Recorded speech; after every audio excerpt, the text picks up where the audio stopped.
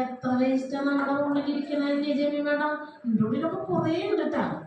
അതൊക്കെ ഇപ്പൊ പുറത്ത് കളയാൻ പഠിച്ചു തുടങ്ങി. മറ്റത് അങ്ങനെയല്ല, ഉള്ളിലിട്ടിട്ട് പെരുക്കും. സജീവ് സാർ പറഞ്ഞ കൂട്ടപ്പെരുക്കിട്ട് പെരുക്കും. എന്നിട്ട് തരത്തിന് നോക്കിയിട്ട് അതുമ്മ കയറി കൊത്താൻ നിൽക്കും. അപ്പൊ ഇവിടെ നിന്ന് 1 പറയും, അവിടെ നിന്ന് 2 പറയും, അപ്പൊ പിന്നെ വീണ്ടും നമ്മൾ 4ആയി, അവിടെ നിന്ന് 8ആയി, പിന്നെ പൂരട്ടിയായി. ഇത് സ്ഥിരമായൊരു സ്വഭാവം എന്നിലുണ്ടായിരുന്നു.